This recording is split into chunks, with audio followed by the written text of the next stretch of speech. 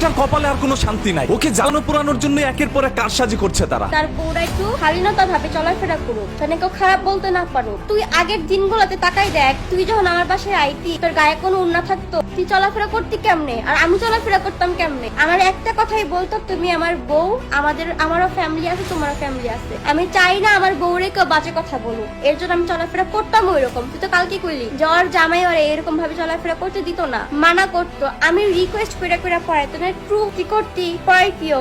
এখন আমার ডিভোর্স হয়ে গেছে গা, আমি আমার মতো চলি। তার যেই সব জিনিস পছন্দ আমি সেগুলো এড়াইয়া চলি, যেগুলো সে পছন্দ করতো না আমি সেগুলো করি। এখন একটা ওয়েস্টার্ন ড্রেস পরা তোমার থেকে কপি করা না। ওয়েস্টার্ন ড্রেস হাজার হাজার মানুষ পরে, এই আইলাইনার হাজার হাজার মেয়ে দেয়, মাঝখান দিয়ে সিটি করা, চুল রিবন্ডিং করা, এগুলো এখন ট্রেন্ড হয়ে গেছে। তোমার দেখা যে কপি করতে হবে এরকম কোনো কিছু না। তো তুমি কালকে বললা যে আমার আব্বু যখন অসুস্থ তুমি খবরটা শুনছো, তুমি শুই না, তুমি আমার এতই যদি ভালোবাসতা তুমি একটু হইলেও ওই সিচুয়েশনে আমার ফোন দিতা বা টেক্সট দিতা। তোমার কিন্তু আমি কোথাও থেকেও ব্লক করি নাই, না করছি হোয়াটসঅ্যাপ থেকে, না করছি আদার্স কোনো সাইট থেকে, কোনো জায়গা থেকে তোমার ব্লক করি নাই। তুমি পারলেই আমার একটু টেক্সট অবধি দিতে পারতা যে কেমন আছো বা আঙ্কেল কেমন আছে। তুমি দিছো? দাও নাই। কালকে তুমি লাইভ এসে কাইন্দা কইতাছো ওর আব্বুর জন্য আমি নামাজ পড়া দোয়া করছি। তুমি নামাজ পড়া দোয়া করার পাবলিক হইলে তুমি একটু হইলেও ফোনটা দিতা, আমারে না দিতা। আমার মায়ের নাম্বার তুমি মাঝে মাঝে ফোন দিতা। আগে এই 1 মাস ধরে অফ করছো ফোন দাও, তুমি তো আগে ফোন দিতা। দিয়ে কইতা আম্মু কই, তো তখন তো তুমি আমারে না দিয়ে আমার মার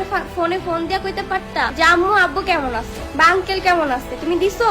দাও নাই। তুমি এত আমার পীড়িতের বান্ধবী ছিল একটা সময়। তারপরে তুই আমার মারের একটা কথা কইছো, মুরব্বী মহিলারই না আমি কি কমো, গিটিগিটির মতো রং পাল্টায়। তোর মারে নিয়ে আমি এখন পর্যন্ত একটা কথা কই নাই। আমার বাপ মাই আমার এতটা অবহেলায় ভাবে বড় করে নাই যে মুখে গালি দিয়া যে কথা কইছো।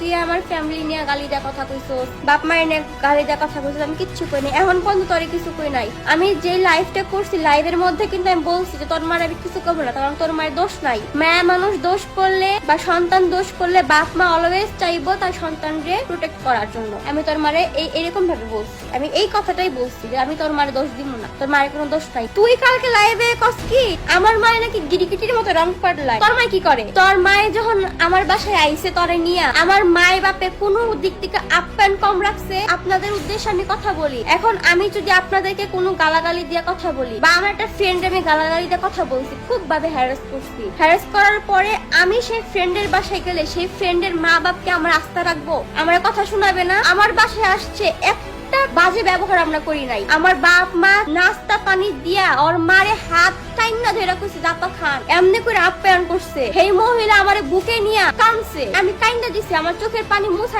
মুছা দিয়া কয় কি যে মা যা হইছে তোমরা দুজন মিলা যাও। হ্যার মাইয়ের হাত আমার হাত এক লগে কইরা মিলাই দিয়ে গেছে এই মহিলা। মিলাই দিয়া যায়া আমার বাপ মারে কইতাছে যে আপনারা এত ভালো মানুষ, অত্যন্ত ভালো মানুষ, আমরা জানতাম না, আমি আপনার বাসায় না আসলে বুঝতেই পারতাম না। সেই মহিলা পোল্টি মেরে ফলাইছে। তাহলে আমার মা পোল্টি বাস না তোর মা পোল্টি বাস? আমার মা কন্ট্রোভার্সি হওয়ার পর কোনোদিন তোরে বাজে কথা বলছে? আমার মা কিন্তু সামনে বহা, কোনোদিন কোনো বাজে কথা কয় নাই। ইভেন এখনো কথা কইতে লইছে আমি চুপ করাই দিচ্ছি, কারণ আমাদের শিক্ষা আছে, পারিবারিক শিক্ষা আছে। তোর মুখের যে জঘন্য ভাষা সবাই জানে তুই কিরকম, আর আমার কয়টা ভাষা মানুষ শুনছে। আবার কস আমি নাকি পীর। আমার বাপ মা গরিব হইতে পারে, তুই অলওয়েজ কস আমার বাপ মা যা আছে বইয়া খাইতে পারবো, খাইতে পারোস, তারা বড় লোক মানুষ, তারা খাইতে পারো। কিন্তু আমরা গরিব হইলে আমার মা কখনো, আমার বাপ কখনো আমার রেস্টুরেন্টে পাঠায় নাই জব করার জন্য। না খাইতে পারলে ঘরে বয়ে থাকবো, ঘরে বহায় রাখবো, তাও মায়ারে রেস্টুরেন্টে পাঠাইবো না জব করার জন্য।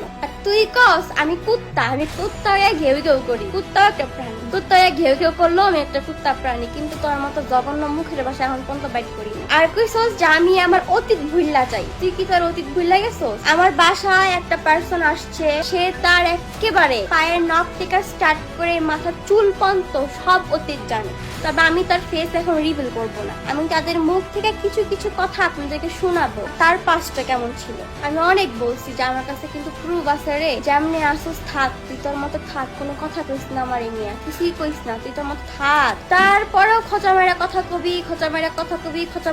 কবি, আমি কইলে আমারে পচাবি। মিম কিন্তু নাজিমের কথা মোতাবেকই চলতো, সংসার করতো, তারপরও নাকি তাকে ছেড়ে দিয়েছে তানিশাকে বিয়ে করার জন্য। এখন তানিশার নাজিম প্রতিদিন প্রতি মুহূর্তে একের পর এক ভিডিও আপলোড করছে, যত্ন সহকারে তার বউকে আদর আদর করছে সেইগুলো কিন্তু সোশ্যাল মিডিয়ার মধ্যে পাবলিক করা হচ্ছে। সেই সকল ভিডিও দেখে তার আগের বউ মিম কিন্তু প্রতিনিয়ত কষ্ট পাচ্ছে আর সেইগুলো আবার সোশ্যাল মিডিয়ার মধ্যে শেয়ার করছে। তানিশাকে নাজিম ঘরে আনার আগ পর্যন্ত কিন্তু এরকম একটা ভাইরাল তার আবার ছিল না, কিন্তু তানিশাকে বিয়ে করার সাথে সাথে তারা যেরকম ভাবে ভিডিও আপলোড করছে সেরকম ভাবে মিমও আপলোড করছে। মানে ঘটনাটা যেন রাতারাতি খালি বড়ই হচ্ছে ভাই, ঘটনা যেন কোনো শেষ নাই। তারা সবসময় ট্রেন্ডের মধ্যে থাকতে চায়। নাজিম আর তানিশা কিন্তু ট্রেন্ডের মধ্যে আছে, এখন আবার আবিহা মিমও কিন্তু ট্রেন্ডে পড়ে গেছে। মানে সব সময় তারা ভাইরাল থাকবে, তাদের প্রফিট কিন্তু ঠিকই হচ্ছে। দিন শেষে আপনি আমি তাদের এই সকল ভিডিও দেখে কষ্ট পায় এবং বাজে মন্তব্য আপনারা অনেকে করেন। তবে তারা কে কি বললো, কে কি মন্তব্য করলো সেদিকে কোনো তাকানোর সময় নাই। তারা তাদের মতো ভিডিও আপলোড করছে, তাদের ভিউজ হচ্ছে, তারা টাকা কামাচ্ছে ভাই, এর চেয়ে বড় কোনো কথা নাই। এখন নাজিম তানিশা কিন্তু সুখে আছে আর অন্যদিকে মিম কষ্টে আছে, সেটা মিম বারবার প্রকাশ করতে চাচ্ছে। নাজিম যেভাবে একজনকে বিয়ে করছে, এখন মিম আরেকজনকে বিয়ে করলে ফেললে কিন্তু ঘটনা এখানেই শেষ। তবে না, এই ঘটনাটা আরো বড় হচ্ছে। নাজিম তানিশা যা খুশি তাই করতে থাকুক, আপনি তো চুপ করে থাকতে পারেন না, আপনারও কথা বলতে হবে তাদেরকে নিয়ে। খোঁচাখুচি চলতেছে আর দুই দিকে ভিউজ মনে করেন রাতারাতি বাড়তেছে, ফলোয়ার বাড়তেছে। এরাও নাকি সেলিব্রিটি ভাই। আজকে রাস্তায় মুখ দেখাতে পারি না এদের জন্য। এত সংখ্যক কন্টেন্ট ক্রিয়েটর এখন সোশ্যাল মিডিয়ার মধ্যে আসছে, যাদের কারণে কিন্তু রাস্তার মধ্যে বেরোতে পারি না। তারা এমন এমন কাজ করে যাচ্ছে যে কারণে মুখ দেখাতে পারি না। আজকে লজ্জা লাগে তাদের জন্য।